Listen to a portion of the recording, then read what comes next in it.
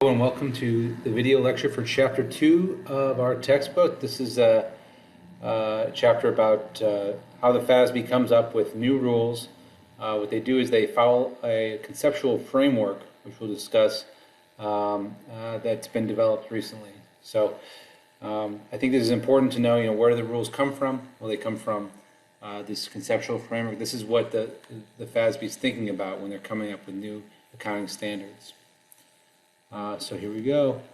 Why do we need a conceptual framework? That might be a question you have. Well, when we're going to develop new standards, we want them to be coherent and follow principles all the way through.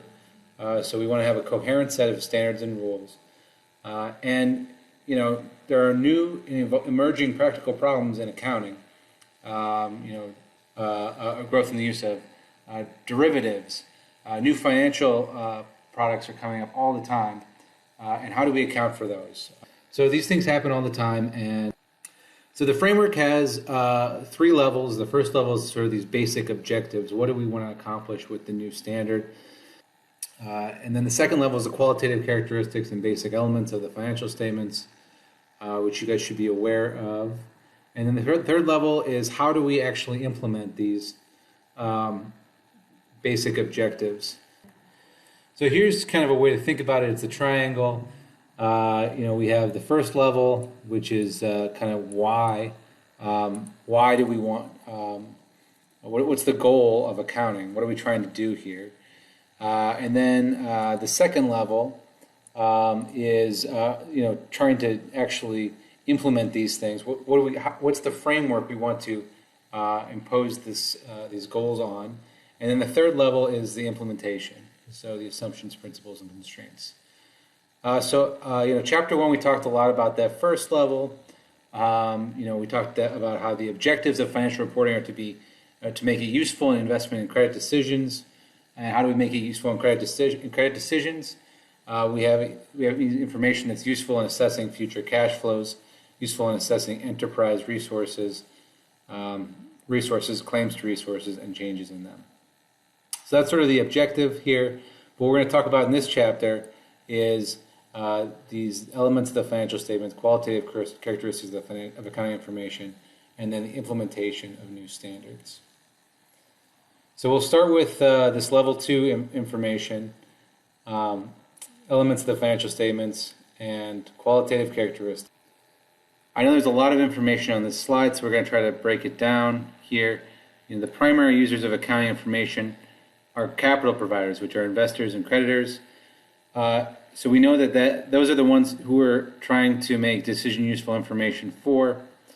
Constraint of financial information is the cost of it might be to provide it. And again, we said decision usefulness. And so the first thing we're going to talk about is the fundamental quality of accounting information that we want to achieve. The relevance of financial accounting information. And then we'll talk about faithful representation. So relevant accounting information means that the information must be capable of making a difference in a decision. So how do you make information that's capable of changing someone's mind, making a difference in their decisions? Well, that information has to have predictive value, confirmatory value, and it must be material. So that's what the FASB says. So we'll talk about what is predictive value, confirmatory value, and material information. So whatever the investors or creditors are trying to predict, if this information helps them do that, it's got predictive value. So an example would be these investors. If you're interested in purchasing a stock, you probably want to know what current resources do they have? Do they have cash? Do they have accounts receivable? Those are their assets. What are the claims to those assets? Do they have debt? Are there stockholders' equity? Stockholders also have a claim to assets. And you want to know what dividend they're paying. So how much money are they paying out to their shareholders every year? And you'd also probably be interested in past performance. And using all that, you might be able to predict the amount, timing, and uncertainty of future cash flows which are going to go into your dividend discount model, for example, and you'll be able to come up with a stock price based on what you think as an investor you're going to get out of that company. All that information is predictive value. What investors are interested in is future cash flows, and specifically in changes in the stock price in the future, right? They want the stock price to go up. So if your information helps you predict the future stock price, it's got predictive value. Another aspect of relevance is confirmatory value. It helps users confirm their prior expectations about a company. So, for example, lots of times investors have lots of information that they've collected based on conversations, based on the press and things like that, but they aren't entirely sure that that's true until it comes out in the financial statements and an auditor has looked through the financial statements and confirmed that everything looks on the level. So, confirmatory value is an important aspect of financial statements. So the example I have here is that information about the current level and structure of assets and liabilities helps users predict its ability to take advantage of opportunities and react to situations. The same information helps confirm or correct users' past predictions about that ability. So in this example, last year's information that had predictive value, you want to be able to confirm whether or not that predictive value, those predictions came true. The last aspect of relevance that the FASB mentions is materiality. So if you're making a decision, you want decision useful information, $1 for a company like General Electric, which is has assets of $1 billion, probably isn't going to change your mind. So that's basically the idea of materiality. There are small items that could be misstated or wrong or ignored in the financial reporting process because they're not going to influence a person's decision. This formal definition says it's material if omitting it or misstating it. This information could influence a user's decision. Materiality is determined on a company-by-company basis based on the nature and magnitude of the items. So that stuff's important. Materiality comes up not only in your job as a financial reporter, as financial reporting division, but also as an auditor, because you're trying to pick what items to audit, what items to look at to make sure they're being reported correctly. And more material items are ones you want to spend more time on. So here's an example, Company A and Company B. Company A has sales of $10 million. Company B has sales of $100,000. And income from operations is $1 million for Company A and $10,000 for Company B.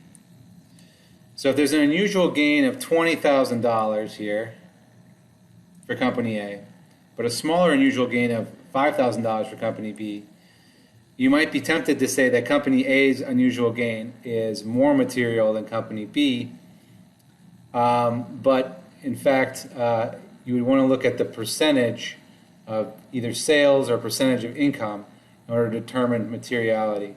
So, which one's more material? I think, Company B's $5,000 unusual gain is more material than Company A's $20,000 unusual gain, just because it's a larger percentage of income. So there's different ways of interpreting materiality, and audit firms have different ways of coming up with materiality numbers. So just a concept that's going to be prevalent throughout financial reporting. What matters? When does the number matter to you as an investor or a creditor? Faithful representation is the other aspect, qualitative characteristic that we care about in financial reporting. So we're over here now, faithful representation. And it includes three ingredients. completeness, neutrality, and being free from error. So we'll talk about faithful representation. Next, all that means is that the numbers match what really happened. So that's what we're talking about with faithful representation. The first ingredient is completeness. So that just means that there's nothing omitted that might be material to somebody's decision. All the information that's necessary for faithful representation is provided. So you have to include things in your financial statements that would change somebody's mind about the company. So next aspect of faithful representation is neutrality. The company cannot select information to favor one set of interested parties over another. You can't favor positive information and omit negative information. I think that's kind of the idea here. The information should be. On the other hand, you can't favor negative information over positive information. So historically there was a standard of conservatism, that financial statements were reported conservatively. And the FASB has gotten rid of conservative financial reporting as one of their qualitative characteristics that they want from reporting. Instead, they've decided on neutrality. Conservatism would be that you want to disclose all bad news more quickly than good news. And you'll see that pop up from time to time when we go through the slides here. Conservatism was always involved in financial reporting until the last 20 years when they've replaced it with this neutrality characteristic. Okay, so sort of an idea here. Neutrality, you just want to have good and bad news. You can't favor good or bad news more than the other. Okay. So those are the two major qualitative characteristics we talk about. There's these enhancing qualities that also are relevant in this level 2 discussion of the qualitative characteristics of financial reporting. These enhancing qualities include comparability. You want this information. So these things are things that would enhance the value of financial information. Comparability, the information that's measured is similar across different companies or across time. So those are the two kind of ways of defining comparability. Is the information consistent across companies? Is reported in a similar manner across companies, or is it similar across time? Verifiability, if you had another independent person come in and measure one of the numbers on your financial statements, they should be able to come up with a similar number. Then timeliness, of course, this information needs to be timely, right? We don't care about Apple's net income from 25 years ago. We care about Apple's net income today. So information that decision makers can use before it loses its capacity to influence decisions. And then understandability is the last one of these enhancing qualities. You need to be able to understand what's going on in the disclosure. So this is actually pretty relevant right now. FASB is trying to make the information more understandable to the average investor. That was something that came up a lot with Enron around 2000 when the Enron scandal happened. They had a lot of financial kind of tricks to keep information off the balance sheet. And they disclosed what they were doing, but they disclosed it in a way where a lot of people couldn't understand what was going on. I think even Warren Buffett had a quote at that time where he had no idea what was going on with Enron. So if Warren Buffett can't figure out what's going on with a company, it's unlikely that an average normal investor would know what's going on. So these are enhancing qualities, and I think the one that's particularly important right now is understandability. The FASB is really working on making information concise and understandable right now. But of course, these other ones are important too. So let's see. So those are the qualitative characteristics. Those are the qualitative characteristics of accounting information. Then we'll talk about the elements of the financial statements. You should all be familiar with this. So the elements of the financial statements include your balance sheet and your income statement, or all of the changes in financial position, your financial position and your changes in financial position. So you'll recognize assets, liabilities, and equity from the balance sheet. You'll recognize revenues, expenses, and gains and losses from the income statement. And then we have this item called comprehensive income, which we'll discuss in more detail later. It's a component of equity that resembles income, and then investments by owners and distributions to owners. All these things can change. These changes in financial position will articulate through to the actual financial position, and all this stuff is going to be reported in the financial statements. So what are investments by owners? Those are stock purchases. That's probably the most likely thing that they are. And distribution to owners are usually dividends. And like we said, net income and OCI are these components here. So these are the elements of the financial statements. That's how we record this information.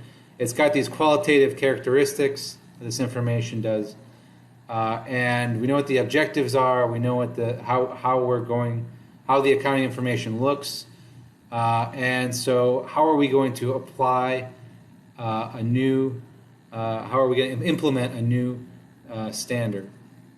Well, when we implement the new standard, we want to make sure it has the same assumptions as the rest of financial reporting. We want it to follow principles of financial reporting, and it's going to be subject to some constraints. So the basic assumptions here that we have to assume when we report our income statement, balance sheet, and statement of cash flows are these four things here. We assume that the company is an economic entity. So the company keeps its activities separate and distinct from its owners and from any other business units. And we can distinguish activities between different companies and different divisions and segments. So we're able to separate this economic activity from other economic activity that's being reported. So that's the economic entity assumption. The next assumption is the going concern assumption. We assume that the company is going to have a long life. It's going to be around next year, next quarter.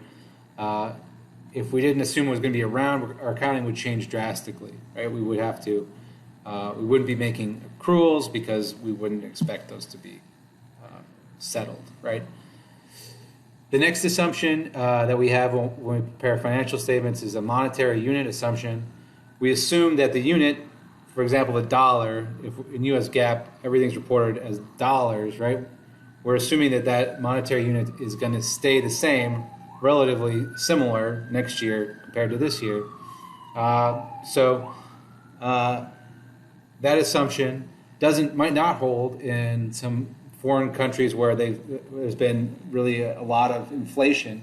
For example, in Venezuela, there was over 300,000% inflation in 2019 because of the economic troubles they had there.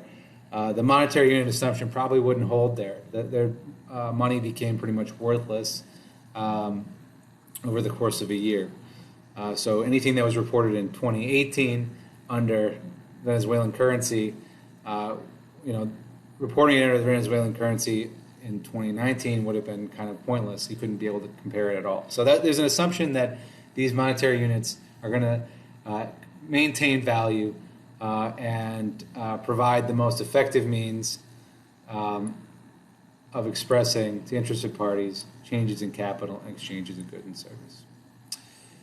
The last assumption here is the periodicity assumption. The activities of an enterprise need to be able to be divided into artificial time periods. So the shorter and shorter your reporting period gets, the more accruals you have to make because you don't know when, for example, accounts receivable are going to be received. So this assumption really means that you need to have a long enough period where you can use accrual accounting and it's reasonable. So that's kind of the basic assumptions here.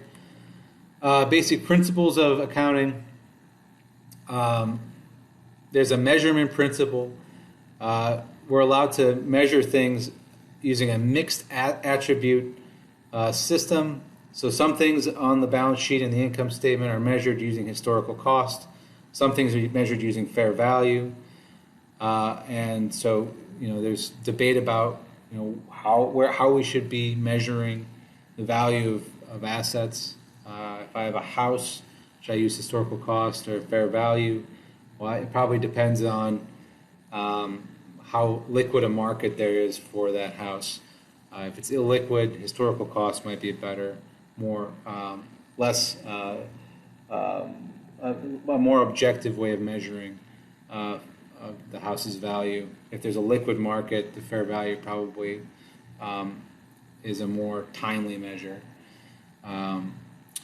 So there's different ways of measuring values, historical cost and fair value. We have a revenue recognition principle. This has totally changed in the last couple of years, but the general gist is the same. Revenue is recognized at the time at which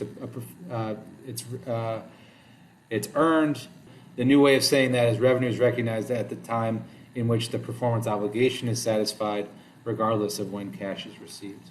And so we'll talk about that at the end of this year, Chapter 18. The expense recognition principle, again, matching principle. Expenses should be matched with accomplishments. Record the cost of generating revenues in the same period as those are earned. So that's similar from the prior revenue recognition standard.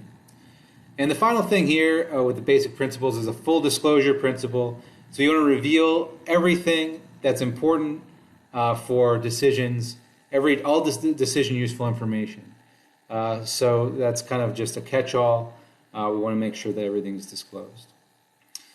So, a good example of the full disclosure principle is there's tons of notes to the financial statements, and in those they just disclose everything that they think could possibly be useful to investors and creditors.